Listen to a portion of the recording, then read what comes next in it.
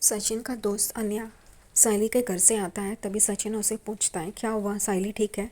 तो वो कहता है, हाँ। तू तो वहाँ पे सोया हुआ है, ऐसे बहनी ने कहा। खाना पीना खा के, पानी भी नहीं पी के, आराम से मस्त चादर लेके सो रहा है, ऐसे बहनी ने कहा। सचिन यहाँ पे हैरान हो जाता है। वो कहता है, ये तो शानी निकली। अन्या कहता है, तू शेर है भाई, तो बहनी सवा शेर है। सचिन अन्या को पूछता है, साइली ठीक है ना, घर पे ही है ना, सुरक्षित है ना? तो वो कहता है, हाँ। और साइली ये सारी बातें चुपके से सुन रही होती है। घर पे यहाँ पे रेणुका तेजस को खाना खिला रही होती है।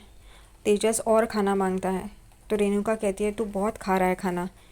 रोशनी तो रेणुका को कहती है, वो खड़े रह के बहुत काम करता है ना, इसलिए उसे ज़्यादा भूख लगी होगी। कोई बात नहीं, मैं पराठे बना लेती हूँ, आप बैठिए।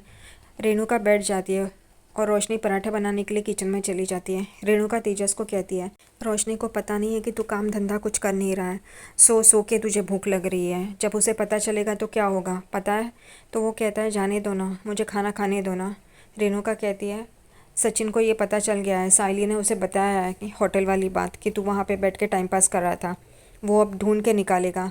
तो तेजस कहता है, जाने दो ना, अभी के लिए तो मुझे खाना खाने दो शांति से। रेणुका सर पे हाथ मारती है और कहती है, मैं क्या करूँ इसका। उतने में ही वो देखती है कि परेश बाहर आ चुके हैं, इसलिए वो उन्हें पूछने जाती है कि खाना खाओगे क्या। तो परेश कहता है, साइली और सचिन को आने दो, वो दोनों अब तक नहीं आए हैं। तो रेणुका गुस्सा हो जाती है, कहती है, साइली, अभी भी साइली की ही बात कर रहे हो? उसने इतना सब कुछ किया है, फिर भी तुम्हें साइली की ही पड़ी है। तो परेश पूछता है, साइली कहाँ है? उसे मैंने घर पे आने के लिए कहा था, वो अब तक आई क्यों नहीं? वो नहीं आएगी तो ही अच्छा है, क्यों चाहिए वो तुम्हें पनवती? तो परेश रेणुका को गुस्से से देखता है। परेश कहता है, मैं सचिन को कॉल करता हूँ, कहाँ पे है देखता हूँ। जब भी वो सचिन को कॉल करता है तभी सचिन बहुत ही पिया हुआ रहता है और घर के बाहर ही होता है। सचिन घर के अंदर आता है, तभी परेश उसे कहता है, चलो खाना खाने के लिए। तभी सचिन वहाँ पे ही खड़ा रहता है। परेश को शक हो जाता है। परेश पूछता है, यहाँ आना। तो सचिन नशे की हालत में चल रहा होता है। सचिन को परेश पूछता है, आज फिर दारू पी? क्यों पी आज तूने दारू? तो वो कहता है, मुझे दुख था इसलिए। तो परेश पूछता है, किस बात का दुख है तुझे?